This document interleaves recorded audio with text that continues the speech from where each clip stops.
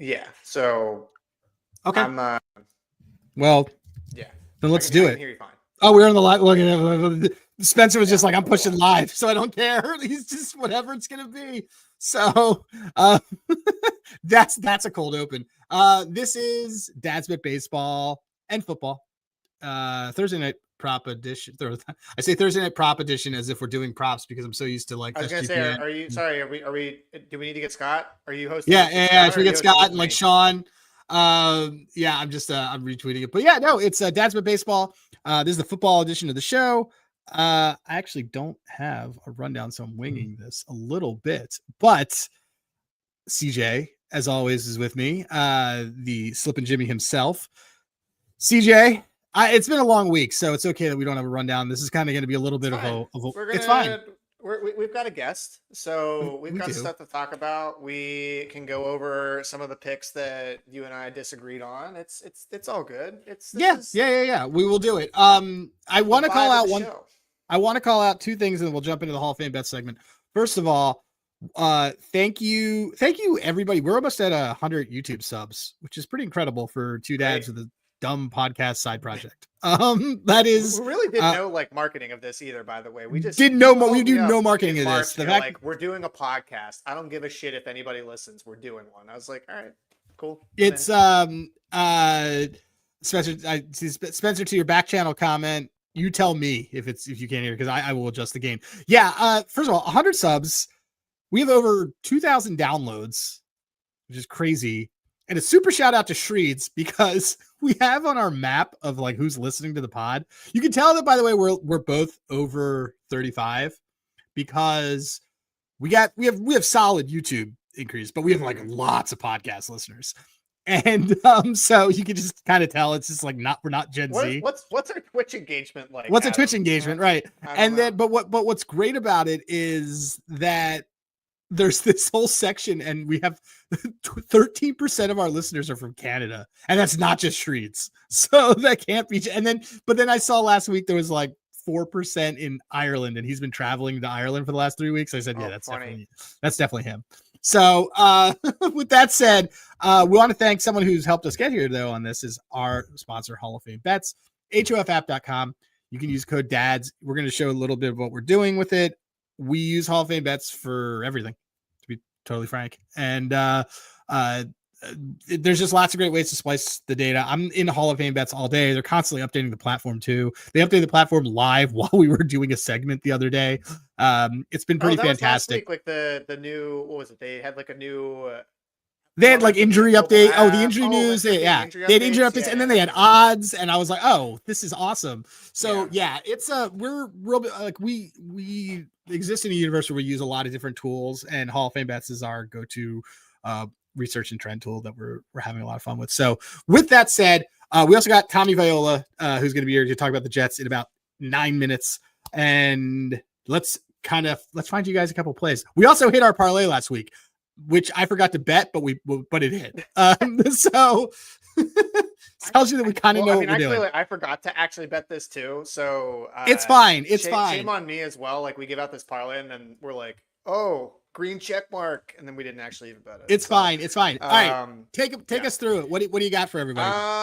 I got one for Sunday. So obviously tonight we can't do that because that game is already underway. But I got Mr. Drake. I joke around in my fantasy league, Drake Bay.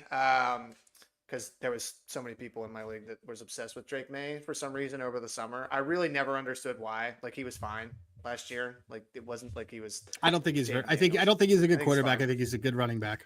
He's fine. So Adam, great segue, because we're not looking at a prop for him for passing yards, and we're certainly not looking at one for passing touchdowns. No. We are looking at longest rush for Sunday. So if you look, he has been over this how many times since he started? I want to say, only 4 times since he has, and I actually don't even know if he played in that game. He didn't even play in that game in Buffalo. So he didn't finish the game. Yeah, so he had 1 pass attempt in that game. So 3 times out of every other one of his starts, he has been over this. And look who comes into town this week. Familiar face for a team that I have bet a lot of rushing props against. That is the Carolina Panthers. They right now you can get this longest rush, I believe, if we go to like I think I saw this earlier where it was like 14 and a half. I really liked. So if I like go here, yeah, so you can get this at ESPN Bet for plus 185. So that one, he hasn't been as consistent over it. You want to play it more conservative, you can go, I believe it's like 10 and a half is the line. You can still get that at plus money at DK right now. But Panthers themselves, not a great team at preventing quarterback rushes. And they have allowed, I believe it's like 9 of the last 10 quarterbacks to go over that longest rush. And I think that there's many game states. You talked about this prop before. You can pretty much play a longest rush in any game state. So it's either they're behind, it's neutral, or they're even ahead. Mahomes does it all the time on final drives. Yeah. Yeah. I like this one. A lot. Drake May or Drake May. You love the alt rushing. They're good ones, man. Like the Jahmyr Gibbs one was another one earlier this week. That was part of the parlay. So alt rushing, I don't know. I don't know what it is. I feel like the first 4 weeks of this show, I've picked an alt rush prop almost every single one. But that's what I got. What do you got? I'm looking now. So hold on. Let me see what I'm going to find. I mean, all right. You're going to, wow. I didn't realize. I can drive for you here, by the way. No. Well, no. Yeah. Okay. So, well, it's fine. So here's what we're going to do. So I am, it is, by the way, your mic switched from room mic to something. You got louder, just so you know. It's fine. You sound good. You sound clear. Oh, good. Okay. Great. So I am going with, so bring up Mr. Michael Penix, please. Oh boy. Did Scott want to have some take backs on his takes on Michael Penix from last week? I don't even know. I mean, I think all things Cerebus Paribus on Michael Penix. I love the Dirty Birds and I love Atlanta this week. I think that this is them getting a point at home after they got washed by Carolina on the road, and we watched the Commanders beat up on the Raiders, which actually without a couple fluke plays, I hate doing that, but without a couple fluke plays, it's actually 1-score game. Kind of tells me volumes, and that's why I want to. That's why I'm on Atlanta. Penix had a terrible game, and now they are at home against the Commanders, whose pass defense you'll see when you kind of go through filters. You go to his passing yardage over. I was about to say which prop you want, passing yards. Take his passing yards. Yeah, let's go to his passing yards. Okay. And I want you to filter this to his home games, please. Okay. There is a actual difference between everything that's going. There you go. Yeah. He has we got limited sample size. But also what I want you to do is I want you to scroll down to one of my favorite. It's in the main tab. Scroll down to right below Michael Penix stuff. You're going to see not only his game logs, but you're going to see Washington's game logs. And you can see that. A lot of green there. A lot of green. You'll notice that I believe Gino in that L had like 292. Jordan Love had 272. I don't consider 292. Yeah. Oh, 292. So there you go. Maybe I had him reversed. Russell Wilson is an NPC and his game is over. So I'm not counting that. But what I'm looking at though with Michael Penix is an alt over on his baseline passing yards. I think that the number is like 223, which I think is a little bit too low. Yeah. Not even a little bit too low. I think it's crazy too low. He had 300 yards in his last two. He had 300 yards in 2 home games. So go take a look. I'm playing it like a little 223, bit 223. Yeah, 223. So you want to just take the regular line, or are we looking at No, let's have some fun. Go to 230. All right. Because if you scroll up on him. Like, I mean, he's going to get over. I think he's just going to get over this based on what's going. Like when Jordan Love having 272 is just there's something we can find in the middle. Let me just see. What about 249.5? What's that? I thought about it. It's plus 175. It wasn't as I don't love that. I don't love that number as much. But I like the 230 at plus 106. I like that. I like that. Yeah. So, and this is actually a good lesson, everybody. You can take plus money on something and it doesn't have to be extravagant there's actually sometimes value in it being the lesser price because less has to happen. And if the width of the two prices is not something crazy, you just don't deal with it. We talk about this a lot when it's a team is plus 1.5 as their spread, and it might be minus 110, but the money line's only even. Like CJ and I don't care about 10 cents. So we're not kind of freaking out about that. If the money line was like plus 135, it'd be a little different. So that being said, this is a play that I really like. And I will be giving this out on the SGPN show tomorrow. But Michael Penix, I think, is going to have a good game. And when you said Drake earlier, I thought you were going to say Drake London. And I was like, oh, we're going to God. the same game. I mean, Drake London's on my fantasy team, and I instantly regret taking him as like my 3rd round pick. He was quietly great last year, but I don't know how. Because he seems to get kicked out of the game in the middle of the game. Also, I like watch games with him. Remember, we were talking about like how Tet McMillan, like guy that pops off the screen, right? Like you like watching, like, oh, okay, I know when Tet is making a play. I like forget Drake London plays. I forget he's one of the guys who's like invisible. Yeah, I just totally forget that he plays. He doesn't make any like massive game-changing plays, and when he does, it's probably because red zone isn't on the game at that point because they're losing. So yeah, little weird. But I wonder what his receiving line is this week. But anyway, I love this. I like Penix to have an alt on this. I think that do we think Daniels is back for this? Because this line is priced as if he is not. I don't. It's inconsequential to me. Over Mariota? Oh, I think that matters. If Daniels plays over Mariota, it does not matter to me because McLaurin is out. It does not matter to me based on what this prop does not matter to me on that. Because okay. I was on the game. More about on the game, spread. On the game, it's priced as if he's not playing. But it's also, I got to be honest. Like I think this Commanders team is pretty overrated. So I'm not. Mm-hmm.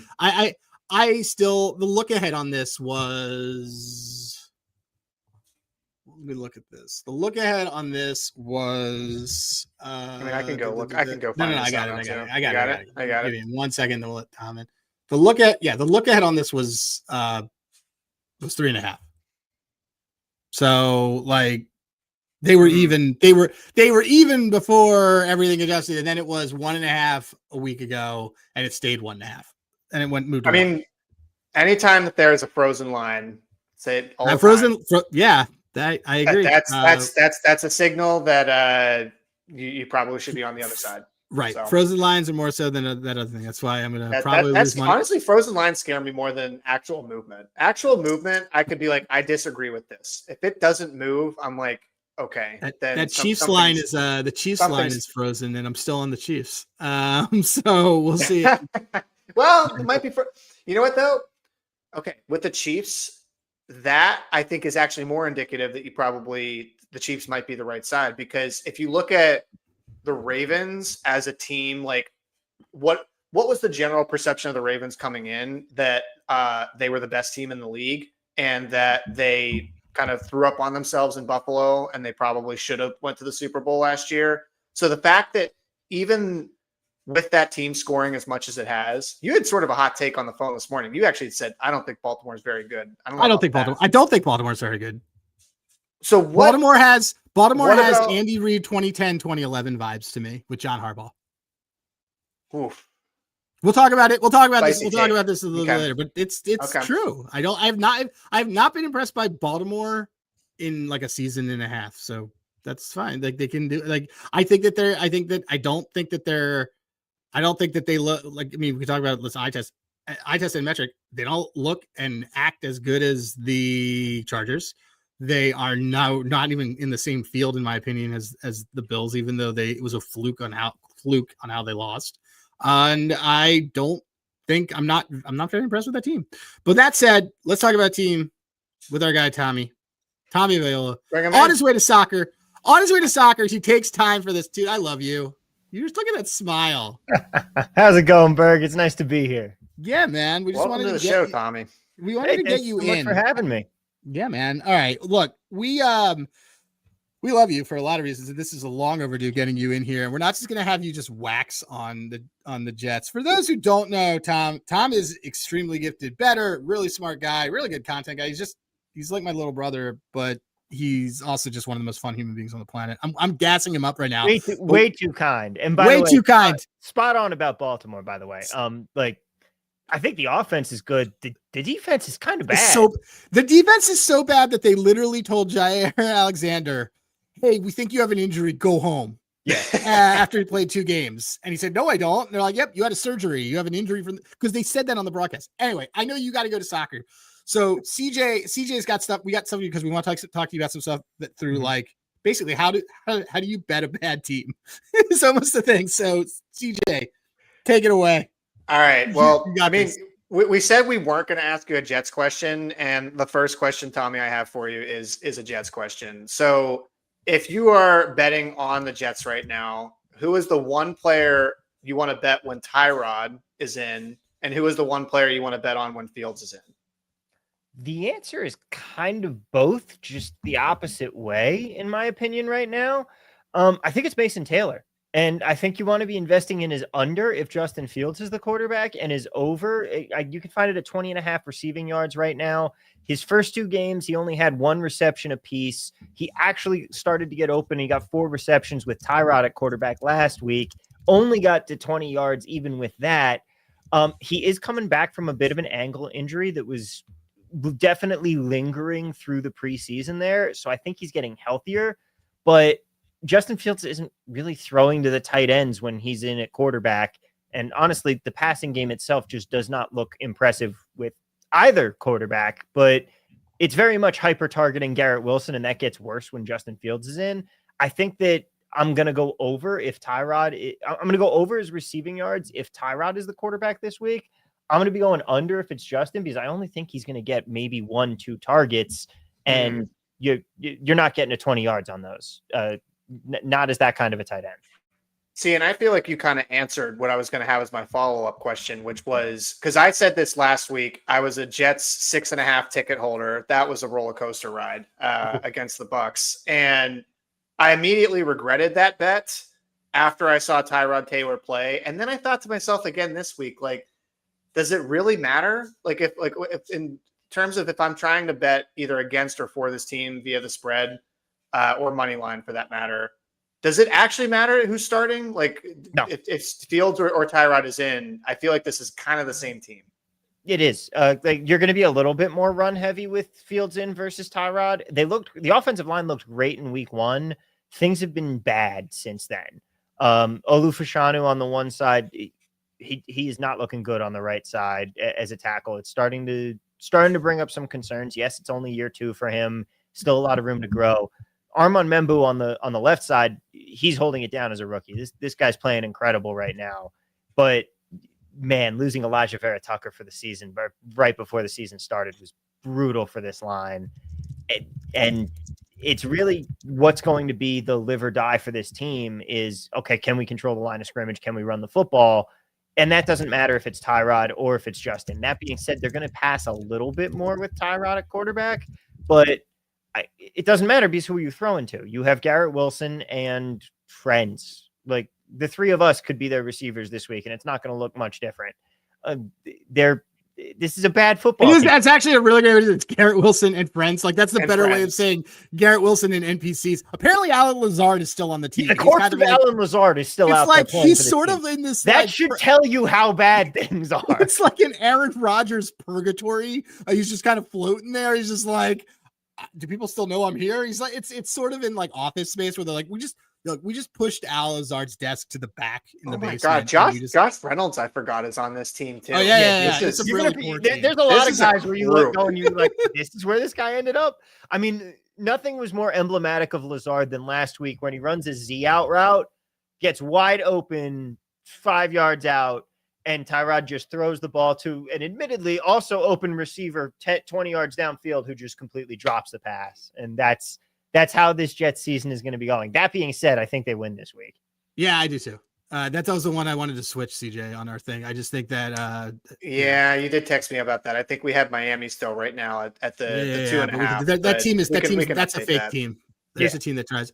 This is good because you kind of tackle it that people don't like to bet unders and people don't like to fade their own team, but there's money to be made everywhere, and you've kind of just nailed it.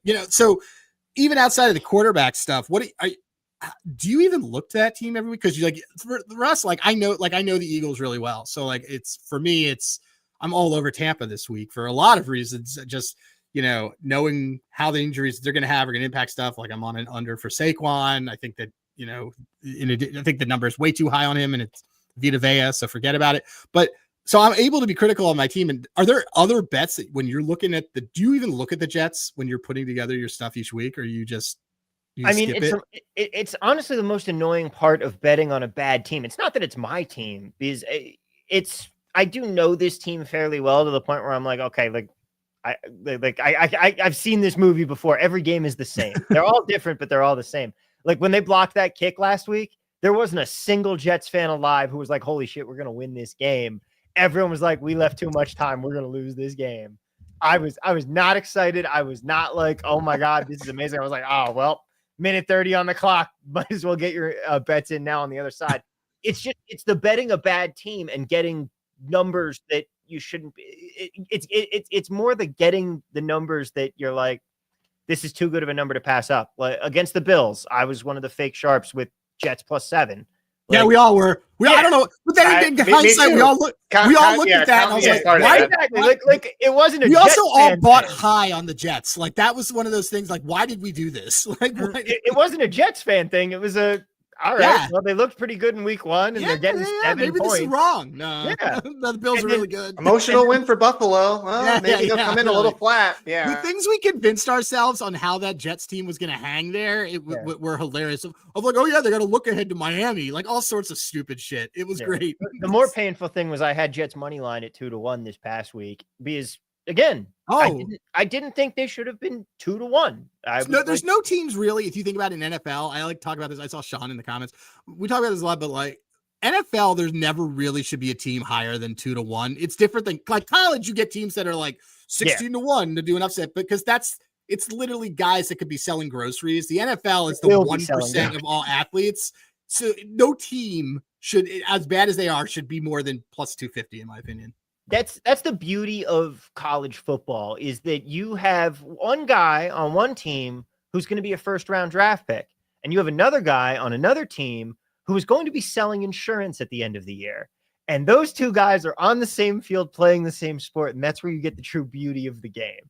But with the NFL, you're right. Like there are only a handful of teams that are so actively a joke that you're like, okay, they are not trying to play football. The Miami Dolphins are one of those teams. And even then, they still kind of show up now and again because the reality is at the end of the day, all of these players are playing for jobs and contracts at the end of the season, even if your team is just absolutely dog water right off the bat.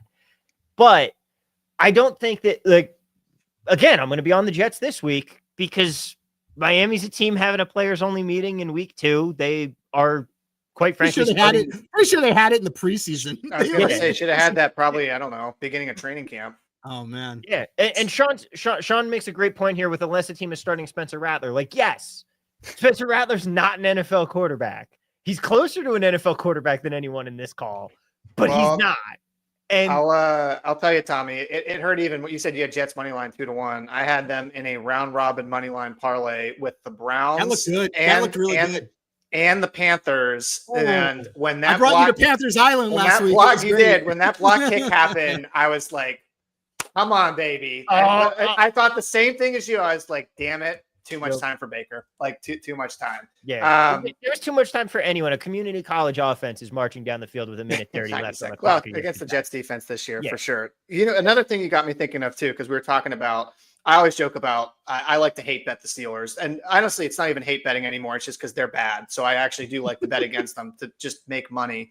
But I joke with Adam about this a lot because we get in the pick 'em, and whenever he goes and puts a bet against the Steelers, I'm like, hey man, you don't know my team. Like, just let me take the wheels here. Okay.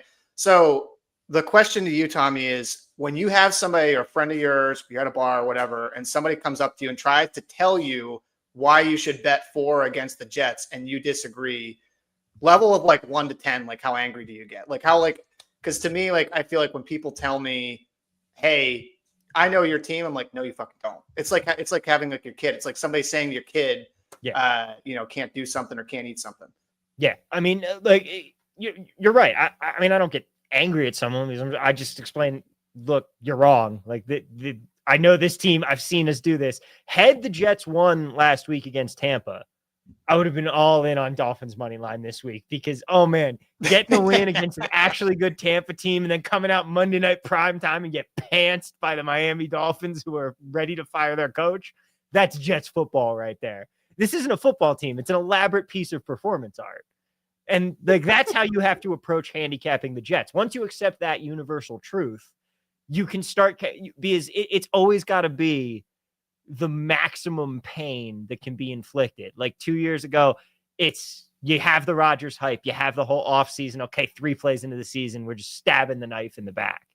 But then people were like, oh, you know, it would be the funniest thing ever is if it happens again. And I'm like, no, that's not how the Jets work. The Jets are going to have him for the full season and they're going to suck and you're going to hate the team the entire way through and be like, this is the most hated Jets team I've ever sat here and watched. I don't even want them to do well. Not that they are. And then you also just get taunted because you're like, if we just had the team from last year and Rodgers didn't get hurt, maybe something actually happened. And then you're like thinking back and you're like, remember when Zach Wilson beat Josh Allen twice? Remember that? Yeah. Like that, because again, that's Jetsy stuff. That's what they do. They go and they show up and they win these weird games that they shouldn't. And then they just absolutely throw up all over themselves in every other scenario. And like the Tampa one, I was so mad I wasn't fast enough getting it in because the instant they returned that kick, I was like, oh, Tampa Live. Yeah, get whatever you can down on Tampa Live money line right now. Yep. Well, that's also, you know, not to make this a Tampa Bay, I'm a Tampa Bay Bucs podcast, but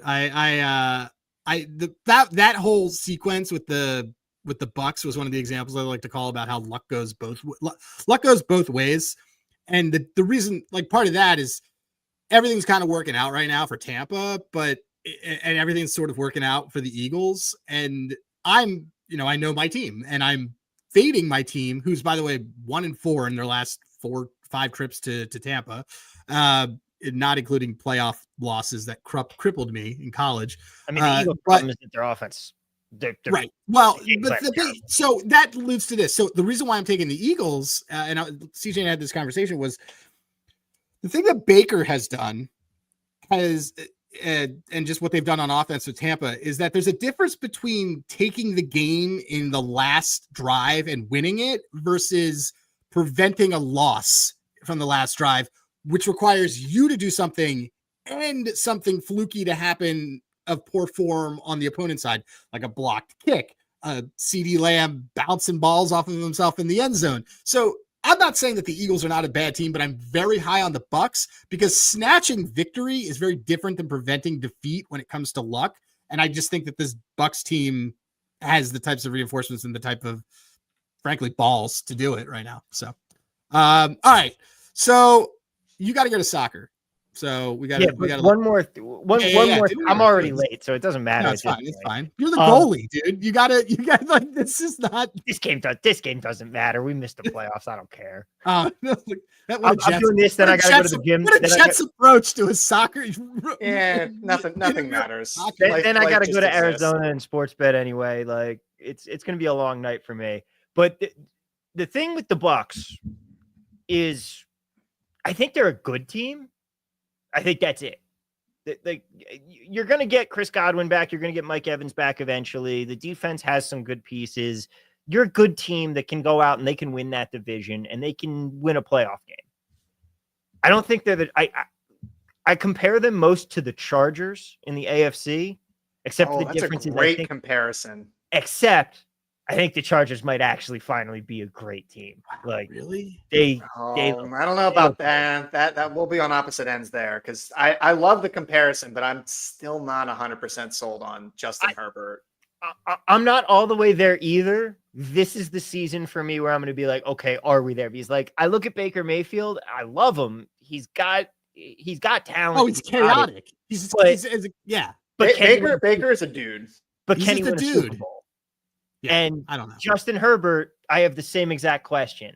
And if the Chargers don't put it together, especially when they've been gifted this division lead, They've been gifted, you've been gifted the fact that the Chiefs look awful, which by the way means that now is the time to bet the Chiefs because we have this conversation every year. Yeah. Earlier this year, when Bill Simmons said this is it, that there's no way that they could go 11-2 in the rest of the season, and then they did. They won the division and they won the Super Bowl. This is the time. This is the time to hammer it when everything's going wrong for them. Like we've seen this movie too many times.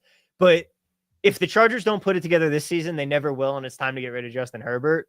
But I'm leaving open the door to the possibility that this is the season, and I wouldn't hate having some Chargers futures in my pocket. I might. The time has passed. Wish I had them. Hindsight 2020. You can have my worthless Denver Broncos futures from that division that are.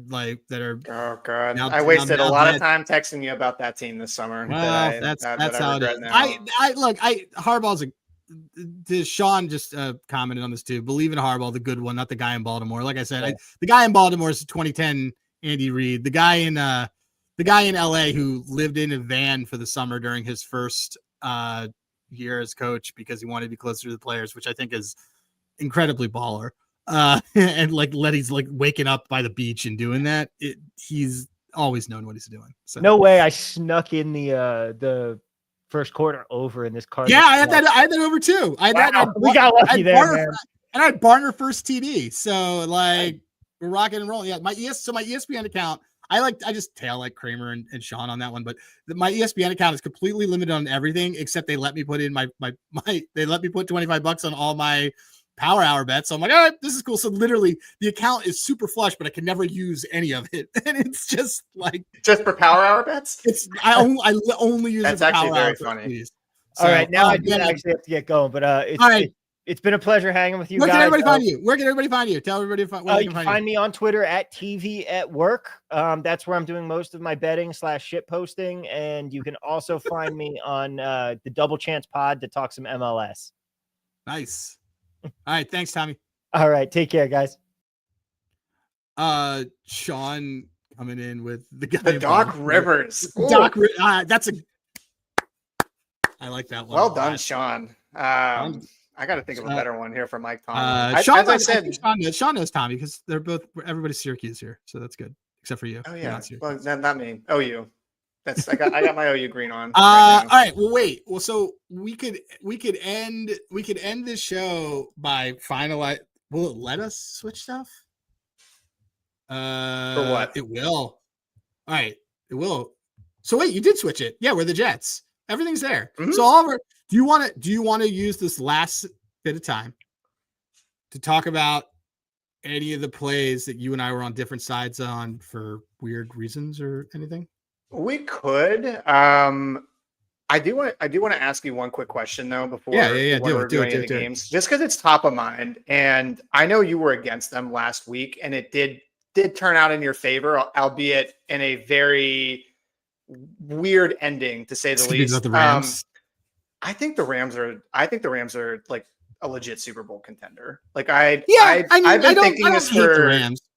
Like every week that I see Matt Stafford, I know in the second half they really couldn't do anything. Credit there, I give all the credit there to Fangio for making adjustments. Well, he said halftime adjustments aren't a real thing. Fangio? Yeah, he said that on Monday. He said they're not a real thing. Well, are they? Because it's 15 minutes of the team. What are you doing? I mean, what changed was that they put Fred Johnson in. They took out things at halftime, but then he has a game plan coming into the game. Oh, if I see this from the Rams, I think the big thing for the Eagles was they took out Matt Pryor because Lane was out, and they put in Fred Johnson, and it completely stabilized that side. And they were able to move the ball. They weren't able to move the ball the first half. But but anyway, keep going. Rams ceiling. Yeah. I just think the Rams, so their pass blocking has been like dog shit the first 3 weeks. And that's for the last couple. It's been that way since what's his name retired. Yeah. The guy from the Amazon. He's on everything now. Andrew, whatever. What's his name? Andrew Whitworth. Yeah. Andrew Whitworth. Yeah. Whitworth. Who was who was like 40 that year. Yeah. But I do think it's interesting that Stafford is the second. I think he's the second highest graded quarterback by passing by PFF in the first 3 weeks. Mm-hmm. For somebody who I was very much out on and thought that back, this is it. This is when the back actually breaks. I'm just saying, I think that this team is I already like some of the defensive pieces. I love Sean McVay. And if Stafford can he stay healthy? Can he play at this level? I don't know. To me, I think people might be a little bit off the scent after kind of blowing that game last week, but I like this team's futures. I just don't know what you could bet with them right now. Their odds are still, I think, pretty short. Let me just look real quick. When it comes to, because look, Sean, again, I'm glazing Sean Hardy today. But he knows it's like he and I, we're McVay guys. Like, I like the Rams. I have a Rams vintage t-shirt that I bought for Sean and I bought for myself that, like, it's obviously when they were in St. Louis, but I love that. I like that team. I'm not going to putting myself as a fan aside of the Eagles. I mean, also, I took the Stafford under passing yards this week because I think 255 is just a monster number. It's just a bonkers number just for anybody. But this Rams team is good. You can't trust anything that McVay says because he's really good at coach speak. And the worry that I have is that, like, so last year they went on the run for the end of the season. They started off like, there was three. I think they were 3-5. Weren't they? They were terrible, and then they put together that run. And this team is look, they converted like all of that draft capital that they sold off and then they got back, and on their defensive side, they converted it into studs. Like Jared Verse is not going to win Defensive Player of the Year this year. Jared Verse, right? But next year, this year, everybody, people know, way more people know who he is now because of last year. And next year, he will be the first bet that I make for Defensive Player of the Year. It's not going to happen this year; it'll be next year. But and Colby Jones, like, there's a lot of great players. I mean, Byron Young is great. Byron Young's great. Yeah, I love some of their pass rush. But the thing is, and I do like them this week, is I sometimes worry with Stafford and McVay that they're one bad game away from just not wanting to do it anymore. And I think that's always the thing that caps their ceiling for me, is that these are guys who won it together in 02 or 22. And I sometimes get the feel like every offseason is Stafford going to retire? Is McVay going to retire? Like, McVay's younger than me, and the fact that he's about to retire is just wild. But that kind of focus is very odd to me, and it always throws me off on that team because I just don't know what to do with them. Because if you're hearing if you're a player and your coach is doing that, like, that's part of the thing with Aaron Donald. Like, he was just kind of like, the rumor was that he's like, look, I heard everybody always talking about when they were done. So I decided I'm not going to let myself kind of be beholden to that. So I'm done. And he had a fantastic career. I like this Rams team. Let me look at right now. I have it. I'm going to pull it up on the Blue Book. Let's see. We want to do the Rams futures. We could do going to NFL, going to them for the Super Bowl. So the Rams, their Super Bowl odds are okay, 17-1. I don't hate it. It's okay. I would rather do, but here's the bet we're gonna make. Hold on. All right. So, and this speaks volumes. Bills versus Rams is 27-1. Oh, I love that. Yeah. But do you see how little it got? Like, so I have Bills, Lions. What was the Bills Lions one you got? 20-1. And this is, I like that one too. But what does this tell you? That the Bills are almost presumably negative minus odds to win, to come out of the AFC. I also do think that they are. I think that this team is very, very, very good. But if you want to placate the other stuff, let's say we do Chargers. Chargers, Rams. All right, I'll put a little bit on that too. 60-1. Let's do these. We're gonna do this. I'm gonna do that. Yeah.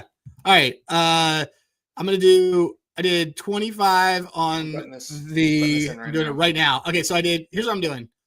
I'm gonna do 50 and 50 because I don't want any other one. I have Chargers, Rams, 50 to win $3,000. Bills, Rams, 50 to win. This on the Blue Book? This is on the Blue Book. Okay. Yeah, I like that. That's good use of funding. Okay, cool. There you go. So now I have locked into So if there's any teams that are other than the Chargers, Rams, and the Lions, I will never financially recover. You know what I'm not parlaying this with? Anything What? Detroit Tigers. Okay. There you go. Not adding any Detroit Tigers liability. I just put that in. So look at that. We came up with a future on the show. I love this fucking show. I like this one a lot. This is a good one. Scott just texted me a meme that says 82 wins with David Bell, 82 wins with Terry Francona. It's the Reds joke. All right. We kind of came up with it all. So do you want to build a parlay? Let's do it. Yeah, let's build a parlay. Right. Yeah. What do you want to what do you want the we should what we should do going forward? We should make themes that we kind of pull out of a hat and we kind of do it that way. I mean, we did fade QBs with Scott that immediately goes longest completion. Immediately goes with an over. Okay. Do you want it? So why don't you pick that we both have to do something? All right. I want to do a parlay that's we'll do a QB related. I think QBs that are going to get the shit kicked out of them this Sunday, which is either a QB. I want to look for like sacks. Okay. So how does that translate? So how does that translate on? Do you want to do like, is that an alt team total under? Oh, we could do that. Alt team total. Okay, cool. Okay. All right. Yeah. We'll do it. All right. So which one of us gets the Saints? Well, what's their team total right now? Is it like 9.5? Like I'll bet it can't be higher than 13.5. I'm looking at this right now. So we got to look at what is it stats or you go to leader. Oh, leaders. That's right. Okay. So then we want team total, team points. Okay. And oh my God. Let's see. So what you said, the Saints? I want the Saints. Okay. I'm totally telling you right now that I want the Saints. Let me look at the under here. And what are we getting at 10? What do we want for the under? 13.5 or do we want even lower? What's the odds? Let's see. I am seeing 13.5. Under 13. Under 13.5 is plus 142. That is. I'll take it. Yeah, put that. Do that. So take that. Bad. That's okay. a great. All right. Let's do that one. I kind of want to do the Steelers. Okay. So I love that. That was what I also had thought. Wow, their team total. Their main team total is 14.5. That is wild. Okay, so 13.5. I'm sorry. I'm just putting this in right now so I don't lose it. So under, where the hell is 13.5? I'm gonna have to go somewhere. I know where I can put this in. All right. So Steelers. Let's go here. Gonna go to team props, Steelers points. I want to do a Steelers. I'll also do Steelers under 13.5 because I love this. This is such a great I'm anticipating at least like 2 Chris Boswell field goals. So Steelers under 13.5 and then the Saints under 13.5. What's the that's got to be let me go. I gotta clear this slip. So hold on. It's gotta be at least plus 350. How do I get? Okay, wait. Clear this. All right. Let me go back. I'm almost there. Give me 1 second. I got the Saints under hit last week. That was one of the first plays that I okay, made. Here we go. So this one is. I'm seeing this as. Where's the two? Oh, yes. 8-1 on DK. Oh, this is so great. Yeah, this is awesome. This is awesome. All right. This is a fun one. DK 8-1. Yeah. All right. Can you just share the slip with me and I'll. Yeah. I'm doing it right now. All right. So do that. I'll put half a unit on it. That's somewhat or quarter that's unit. A really fun one. That's a fun one. So, okay, here's what we're going to do, everybody. First of all, thank you to our sponsor, HOF Bets, who we just researched that on. We didn't show it on screen, but trust us, we did it. HOF app, there's a QR code that you can see. You can scan it there. They're awesome. Use code DADS. Send us also, first of all, start using the hashtag IKnowMyTeam, and I want to see who will tag us, tweet out a bet that you know that is associated with your team. Bonus points if it's fading them. and it's hashtag I know my team. And here's what we're gonna do. If enough people do this, I will. CJ CJ's also our comp troller for all of our things. Can we'll get him a handicraft shirt? Sure. Done. Okay. We'll get a handicraft shirt. Yeah, we'll take that out of the company resources. The company resources. Yeah, actually, we'll do that, and like we can start doing contests where we'll start. We'll give like a free handicraft shirt. We'll do a lot of cool that stuff. But yeah, you get a shirt. We'll do that. We'll do that shirt. So the rules are just tweet a bet about your team, tag Dad's Bet Baseball, and hashtag I know my team. And we're also going to put this parlay out there, and also just tell us if there are themes that you want for us to do with parlays for the week. We should just let us know. This was a super fun episode. I also a no rundown episode. Literally, I'm people. We just came in and we just winged the shit out of this. I'm also mildly getting blown up by Monsieur Ryan Kramer, because he and I shared a parlay that is monster that I don't even want to talk about right now, because I just don't want, because I mean nothing else needs to happen in this game. And it's it was a little bit of a reverse correlation that is absolutely a school tuition.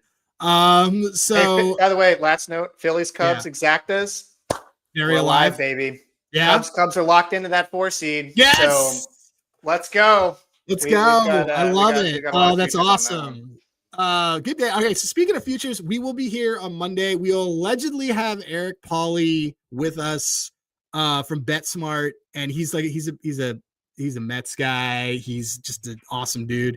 And we're gonna do some MLB futures, because we're done, dude. The season's done, but we will do some futures that will hopefully make up for any of you that tailed me this past week and a half, 2 weeks, because I bled out. But if you tailed me on football, you're fine, because I made you a ton of money. So that being said, Spencer, I'd like you to know that my final word for you is that I took the Predators under 85.5 points for the season. I do not like hearing that. I didn't realize that Josie was 36 years old. It's pretty old. So Roman Josie is very old. And he also has some sort of weird vertigo that I'm not into. So we will have hockey and stuff soon. We'll be back on Monday. CJ's Twitter, which he never uses, is at Dad's Bet. And I'll come out of hiding for this one. Yeah. Spencer's is at Spencer_Ray, because he is awesome. Sean Hardy, unofficial third man of the team, is at Sean with a W, and then there's an underscore. The underscore is very important, as Sean will always tell you. He's just worth following. He's not even abrasive on Twitter, but he's the only non-insufferable Knicks fan I know. And and Tommie was awesome. So with all that said, CJ, what is the final word? Hashtag I know my team.